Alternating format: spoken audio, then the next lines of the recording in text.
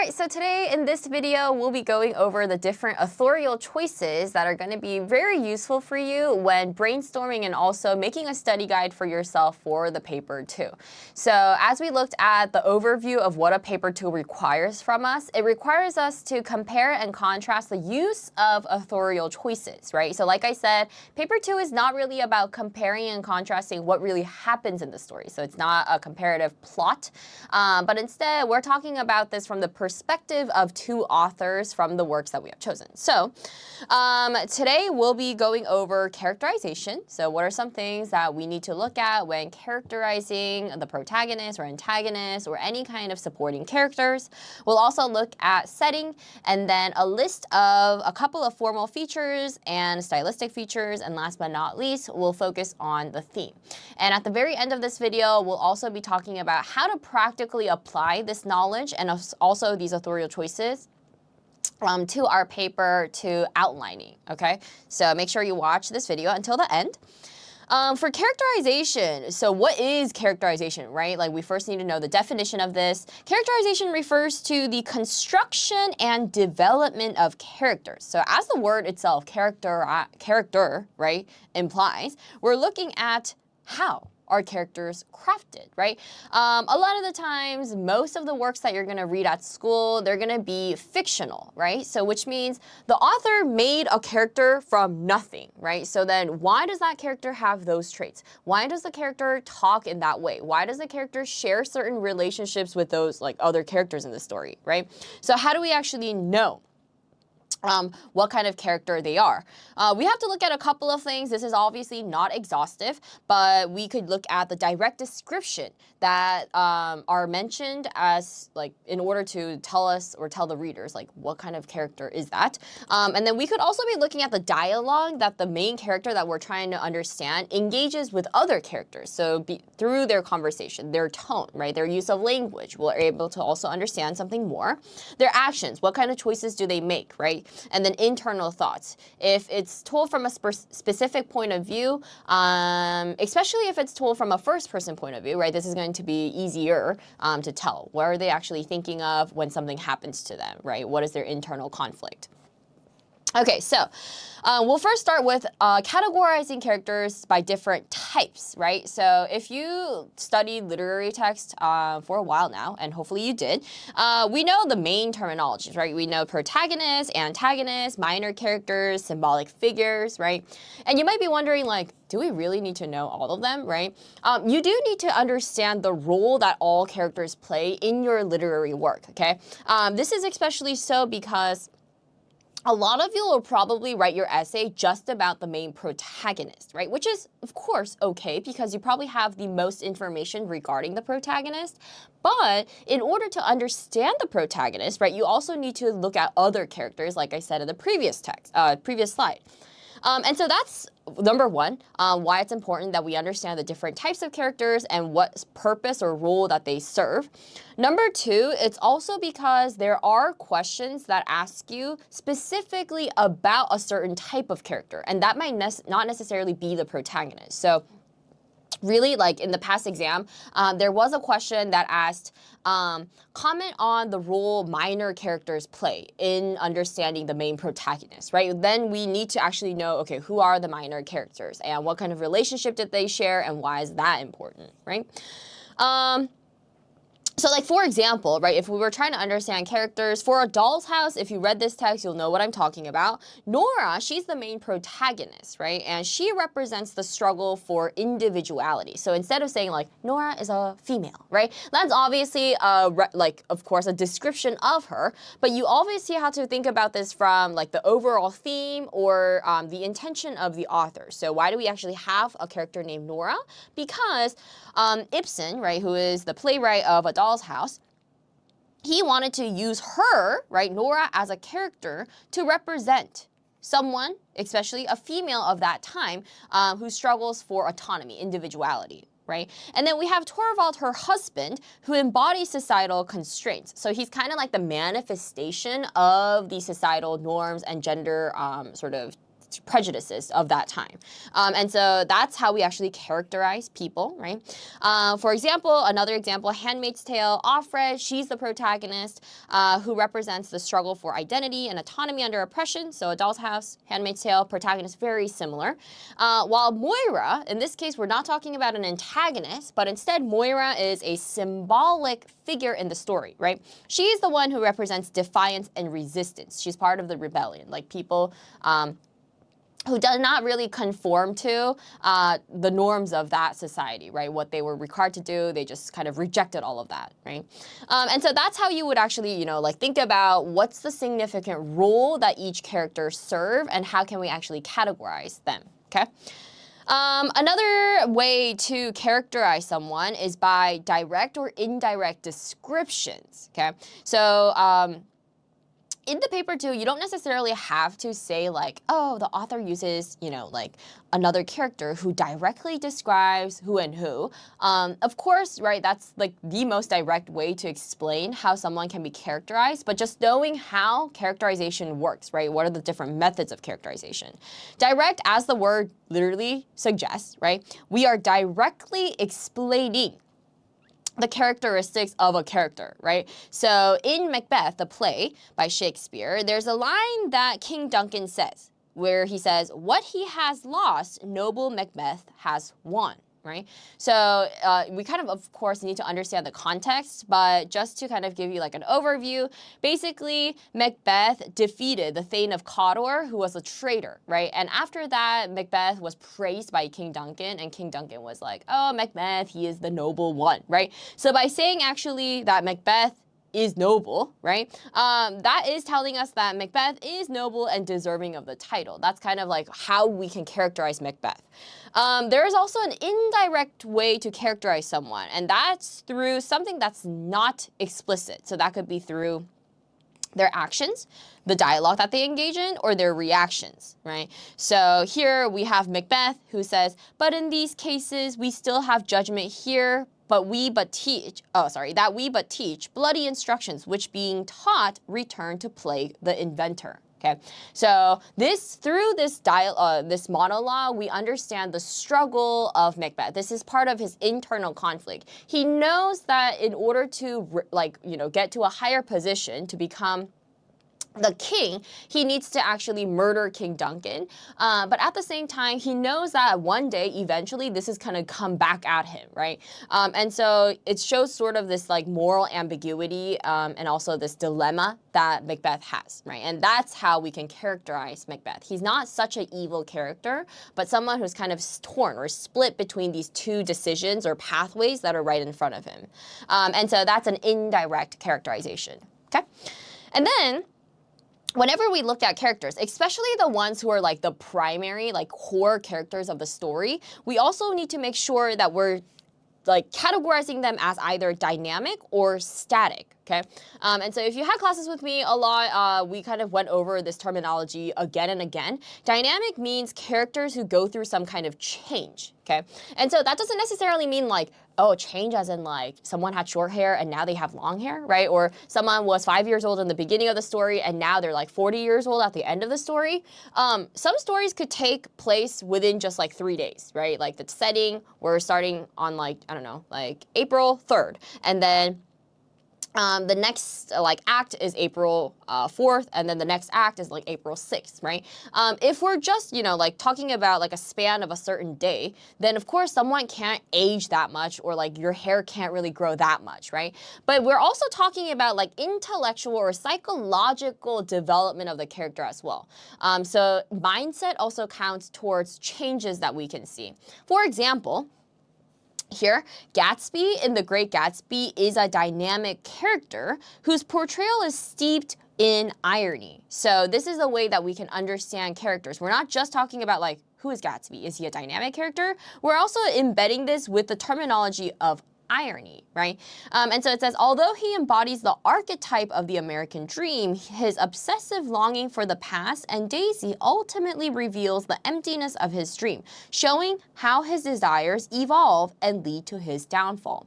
So initially, Gatsby wanted something, right? But then as the novel progresses, we kind of understand the nature of what he wanted, or that dream that he held onto. And Gatsby at the end kind of realizes that it's not going to happen. So his attitude towards the dream actually changes, which is why we can say he's a dynamic character. And then for static character, they're characters who don't go through any kind of change. So it could be like a character who had a very patriarchal mindset in the beginning, and even at the end of the story, they still have the same mindset, and they're like, I really don't understand what you're trying to say, right? I only believe in what I believe in. But it doesn't always have to be that negative. We could have a character who's very optimistic, a very bright character, a very appealing character. And even at the end of the story, they're kind of the same person. They don't really deteriorate. They don't really, but become better. They're just kind of who they were from the beginning. So here, Julius Caesar, right? That's a play by Shakespeare again. And here it says, despite warnings and the growing conspiracy against Caesar, his arrogance and belief in his invincibility lead him to dismiss threats, ultimately contributing to his assassination. His unwavering confidence in his own power highlights his lack of growth or change, making him as a static character, okay? And so we're saying there's no really realization that Caesar went through. Instead, he's like, I'm invincible. No one can actually change that about me. And that's how he faced his end, right? So that's why he would be categorized as a static character, right? And then how we can actually apply characterization to our paper too. We always have to focus on how we're able to characterize them. You can't just say like, in this story, right, character A is characterized as like a very pretty and mature girl, right? You have to tell me, but how did you know, right? It's not like the author said, I want character A to be depicted as pretty and intellectual, right? So there must be like hints. So the how is like, maybe it's through the dialogue, right? Maybe one author actually utilizes a first-person perspective and narration to reveal something about protagonist A.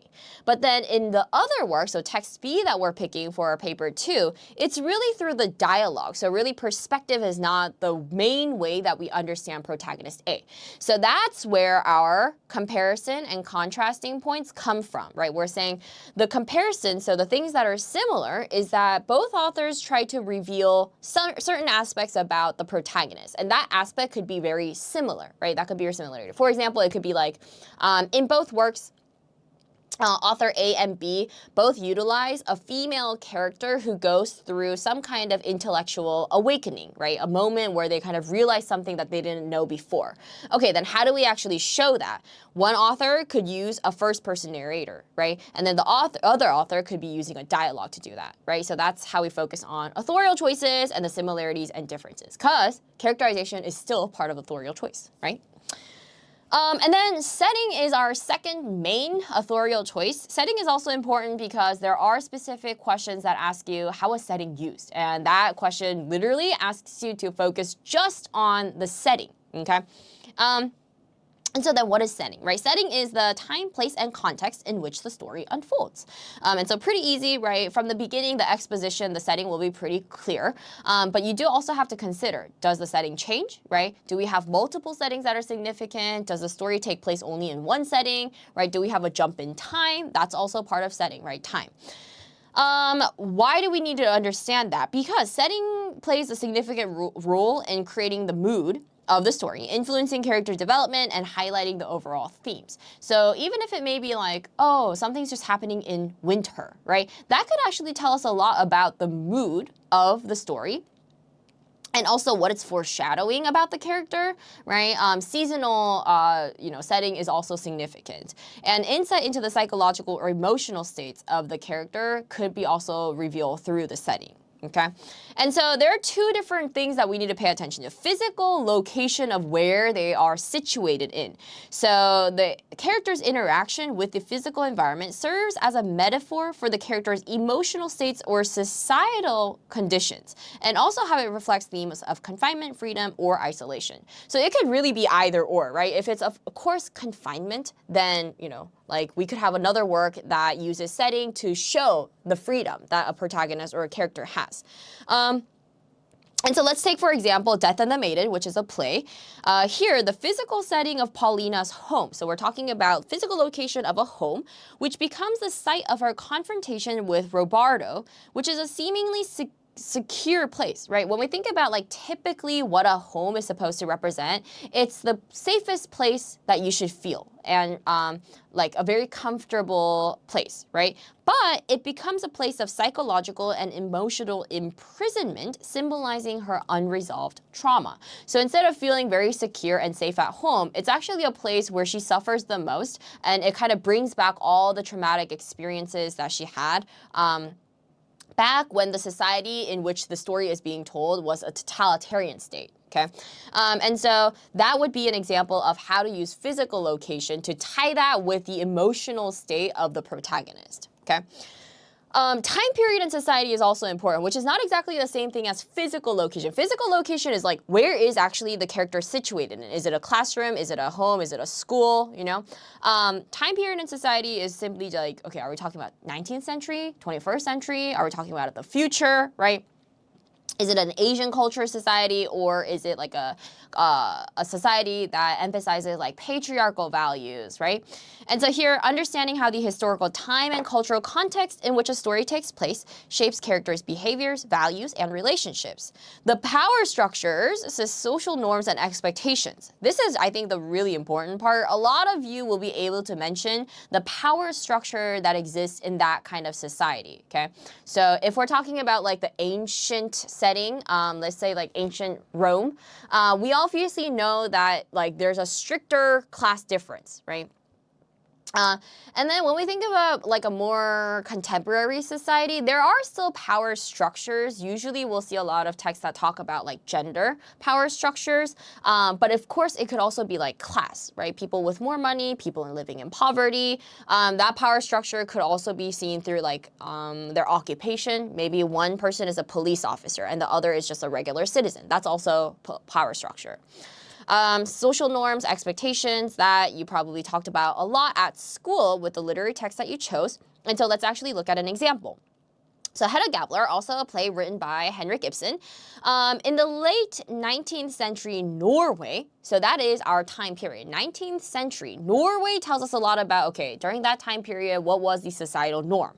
Hedda reflects the rigid gender roles and societal expectations of women in that time, right? So gender roles, societal expectations. The power structure is rooted in patriarchy, where women's roles are defined by marriage, motherhood, and societal expectations. So if the author kind of lets you know that, hey, this is a story that takes place during this time, there's a reason behind that, because there are also works that doesn't specify a time. So if they're telling you some kind of information, that probably means, okay, with that, I want you to actually have that basis of knowledge. Like if we think about a typical 18th century period or 19th century period, what can we actually kind of, you know, like link or associate that with the context of the story?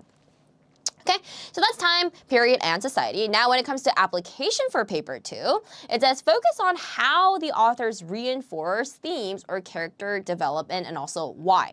And so, you know, sometimes when we have people like, you know, trapped in some kind of location, whether it be like a school or whether it be like in a certain community or even a country, right? It could actually tell us a sense of entrapment that the protagonist is feeling. Like they always want to like break free from that. They want to explore the world. They want to actually travel somewhere, right? And so that could actually reinforce the theme of individuality, independence, you know, like coming of age, character development. If they actually move from one place to another and they develop because of that journey, that physical journey, that might also be another reason why, right, we're using setting as a significant authorial choice to tell us something about the character, okay? And so another formal feature now, we're moving on to formal feature because even though characterization and setting are two important authorial choices, we can't just look at those two, right? We also have to look at the overall story. So that overall story, the way the whole story is structured, that's what we call a formal feature.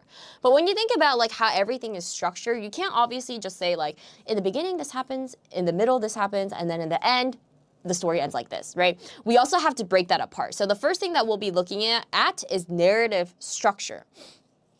Narrative structure. There are 4 different terminologies that you need to understand and also apply to the two works that you're going to talk about, which is linear, nonlinear, cyclical, or fragmented structure, okay? So linear refers to something that goes in a chronological order, which means nonlinear, it's not in a chronological order, right?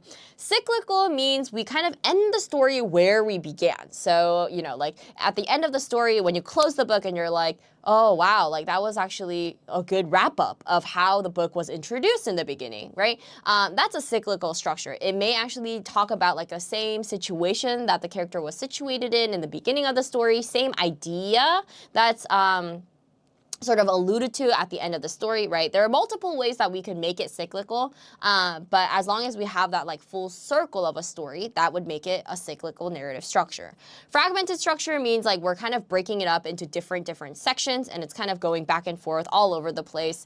And so as the word fragmented suggests, that's what a fragmented structure is. And then it says, consider whether the structure reflects the theme and or mimics the character's experiences. So let's say the character goes through some kind of like growth, like they show some growth, maturity, and the story is actually told in a chronological order. We're talking about how the character is like consistently developing a layer of experience on top of another layer of experience through time is allowing them to develop and mature, right? But let's say we're talking about a character who's like traumatized, or like they just have so many things going on in their mind that they can't really collect themselves together. The narrative structure could also reflect that. So in that case, maybe there's a good chance that you're not going to see a linear narrative structure, but instead you might actually see fragmented or non-linear, where we're kind of going all over the place. At a moment, we're talking about the character's relationship with like her childhood friend. And then in the next part, we're talking about her current relationship with like her husband. And then in the next part, we're kind of going back to that moment and we're just like all over the place. That could also mimic the character's experiences or maybe something that's going on in their mind, okay? Another thing about narrative structure, right? Sometimes it's important that you know, clearly say, oh, the resolution of the story is important because it reveals something about like the society or the theme or the character, right? And so breaking this into exposition, right? Rising action, you know, there are a lot of things that would happen in the rising action. So just look at exposition, climax, and then resolution. In those 3 different parts, right, are there some parts that we really need to pay attention to in order to answer the prompt of focus for the paper 2, right?